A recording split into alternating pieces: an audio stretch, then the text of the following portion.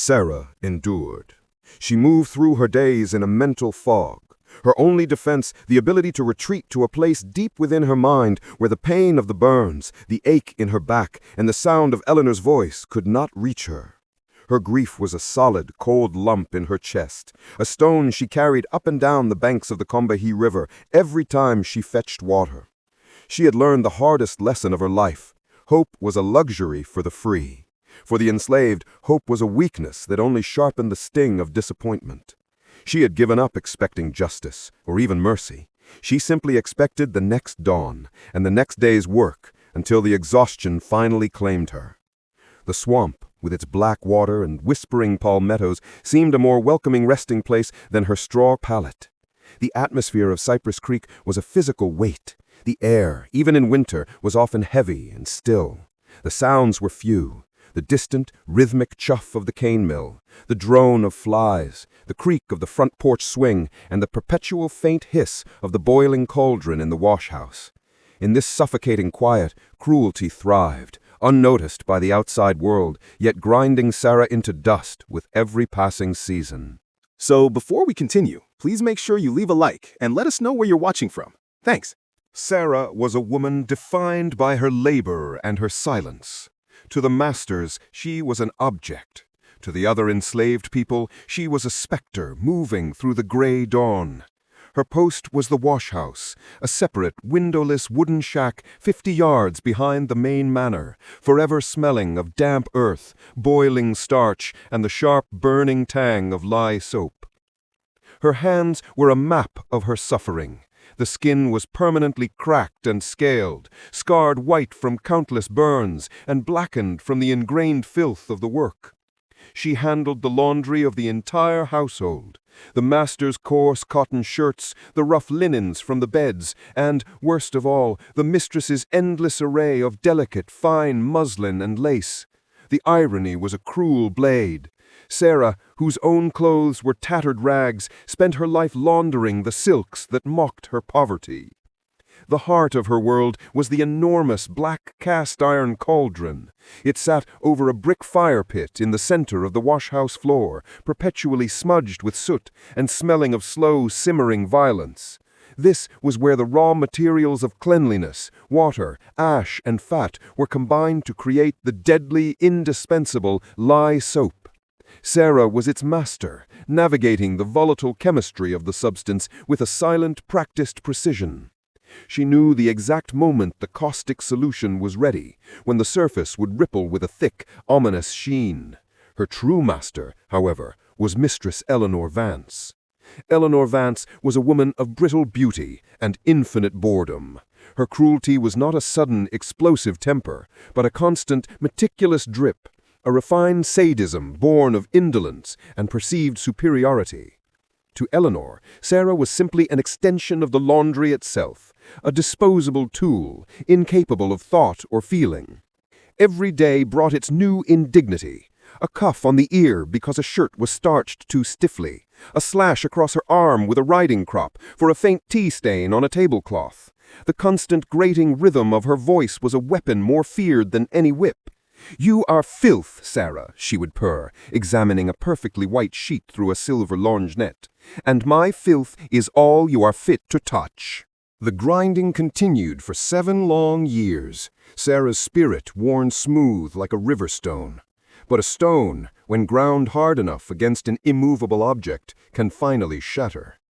The moment came in the dead of the late autumn, just as the air was beginning to carry the first icy bite of the coming South Carolina winter. Sarah had one fragile thread of life that she clung to, a small carved wooden doll, no bigger than her palm, that her grandmother had made. It was not worth a penny, but to Sarah, it was the only piece of her history she possessed, a talisman against the dehumanization. She kept it hidden, wrapped in a scrap of faded blue gingham, tucked into the dark recesses of her straw bedding. On the day of the reckoning, Sarah had been working from before light, scrubbing the master's hunting vest clean of mud. She was tired, her fingers bleeding into the cold water. She had stepped out for a single, necessary moment to attend to the nearby outhouse. Mistress Eleanor, making her morning rounds with the unnerving stillness of a black mamba, had been drawn to the laundress's shack not by duty, but by a predatory instinct. She found the doll. It lay on the floor near Sarah's abandoned pallet, somehow having been dislodged. When Sarah returned, Eleanor was standing over the cauldron, her face a mask of cold, surgical displeasure. In her hand, she held the small wooden figure.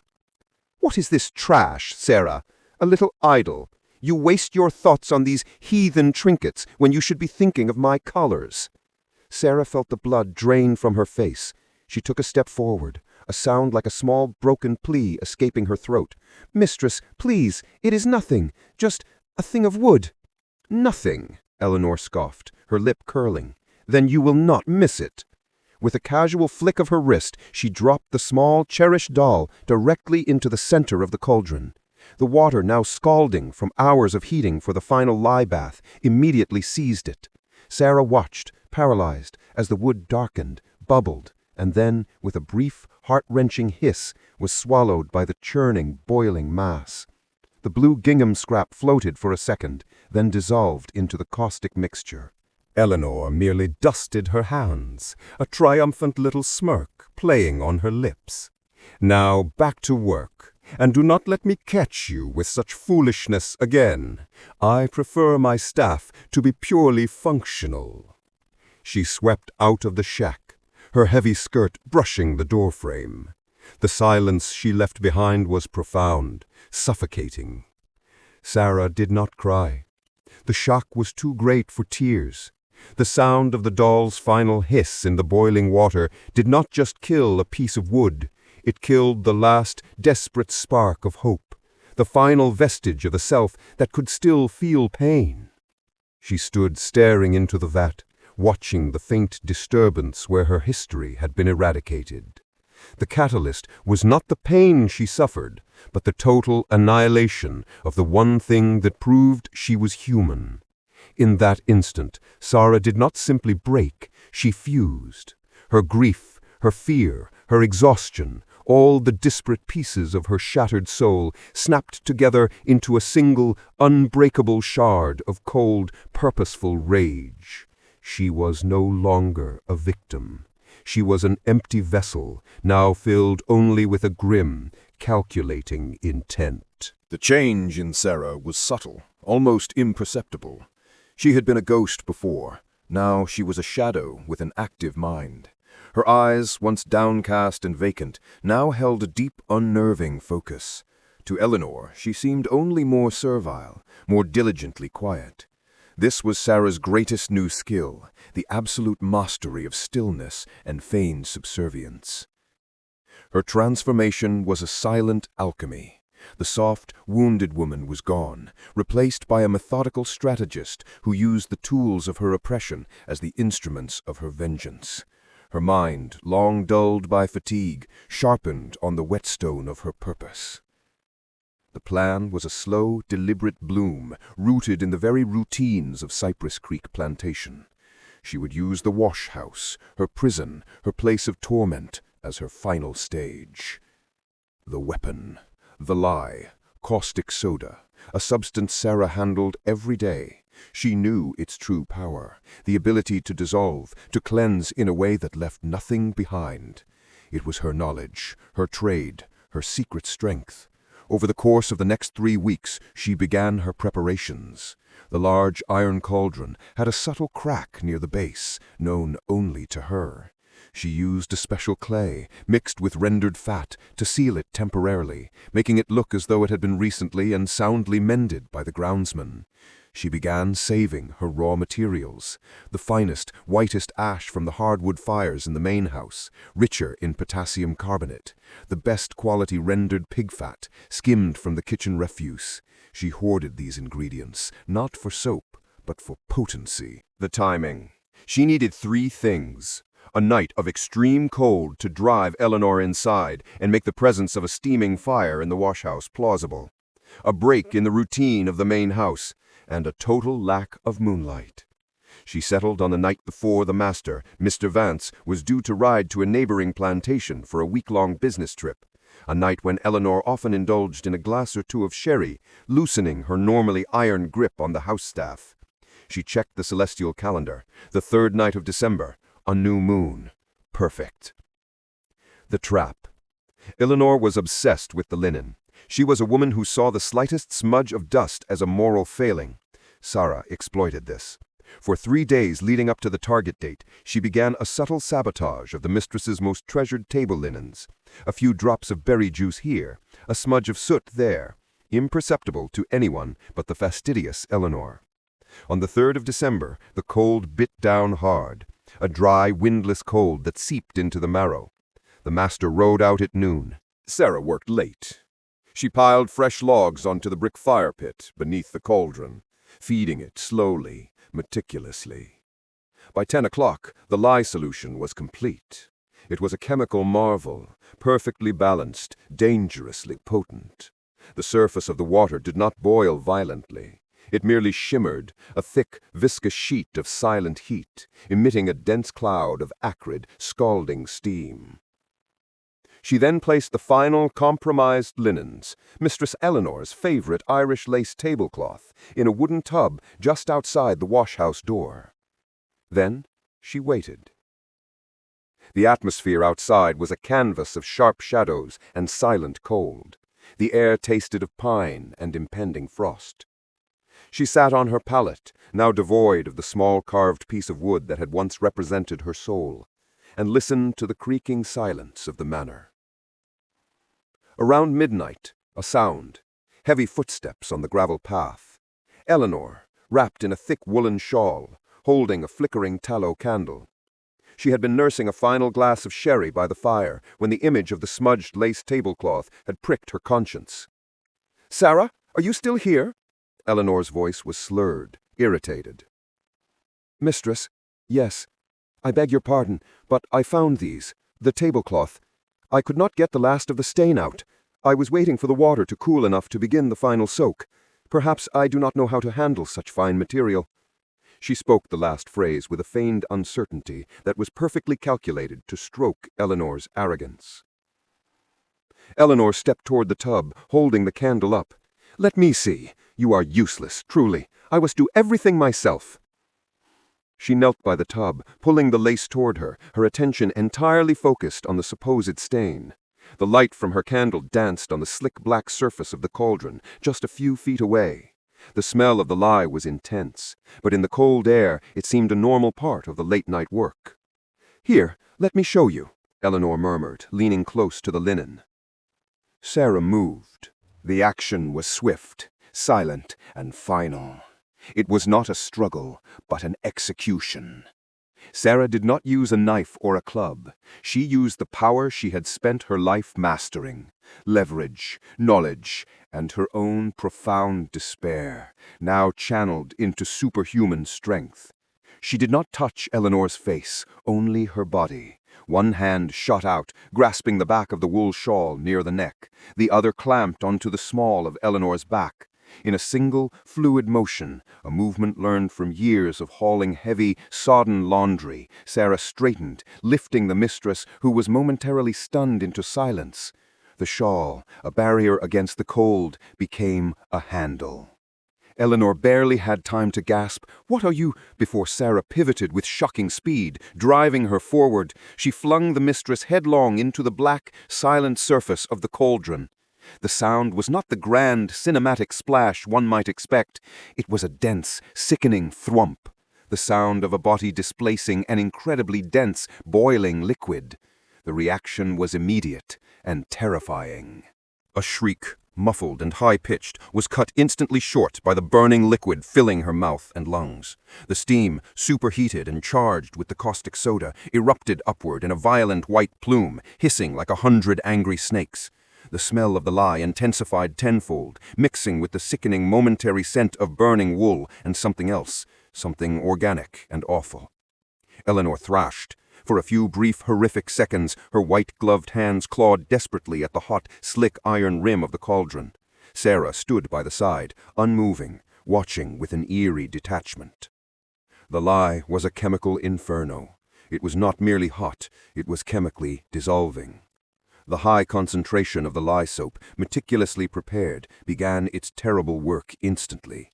The thrashing stopped quickly, replaced by a ghastly, bubbling silence.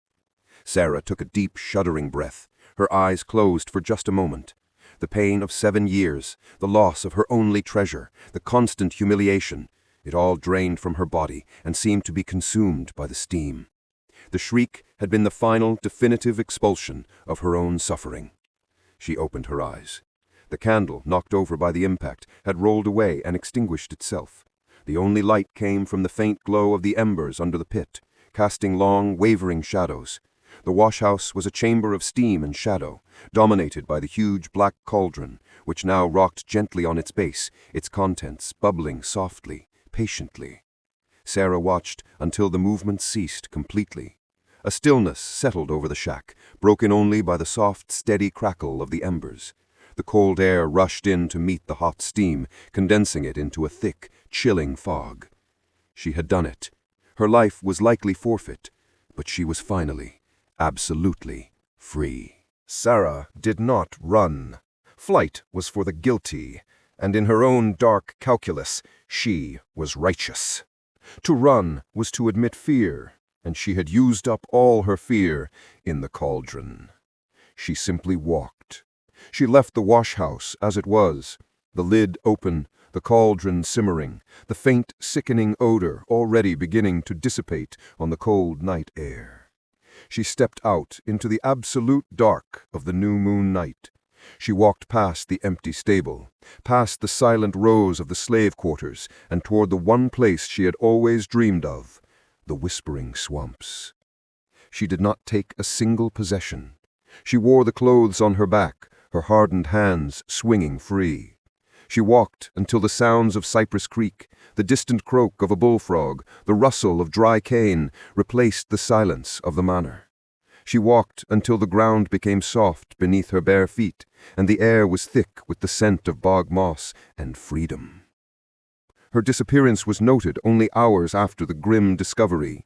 The servants, called by the returning master when his wife was found to be missing, eventually located the wash-house. The scene was inexplicable.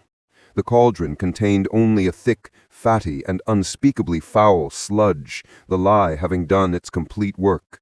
There was no body, only the horrific chemical residue of one. The shawl was found nearby, soaking in the discarded tub of rinse water. The master, Mr. Vance, a man of brutal efficiency, declared it a bizarre accident. He claimed Eleanor, in a drunken state, must have slipped in the dark and fallen into the vat. The idea of a quiet, broken laundress overpowering his wife was simply too absurd for his privileged mind to entertain. He buried a simple, empty casket in the family plot and had the lye vat scoured and destroyed. But the enslaved people knew the truth. They saw the impossible logic of it, the ultimate weapon hidden in plain sight. They knew the coldness in Sarah's eyes had been a mirror of the freezing night. They understood the meticulous nature of the death. Sarah was never found. She did not make it to a free state. The low-country swamps, with their endless tangled maze of black water and gnarled roots, were her escape, and likely her grave. And so the legend was born. It was whispered that Sarah did not die, but merged with the cold mist of the Blackwood swamp. She became the ghost of the laundress. They say that on the coldest, darkest nights of the deep South Carolina winter, the air around Cypress Creek still carries a faint, sharp scent of caustic lye and hot steam. They say if a cruel master or mistress raises their hand to strike, they can sometimes hear, just on the edge of the wind, the low, steady hiss of a cauldron beginning to boil. The story was passed down not as a cautionary tale for the enslaved, but as a chilling promise to the enslavers. It was a legend of final, brutal justice administered not by God or man, but by the quiet despair of a woman who was finally pushed beyond the limits of human endurance. It was the tale of the laundress who boiled her cruel mistress in the vat of soap lye on a cold winter night. A legend that remained stubbornly alive in the dark heart of the South, a testament to the terrible, purifying power of a rage that had nowhere else to go. A silent victory, earned at the ultimate price, melting into the steam and the cold, endless fog of Cypress Creek.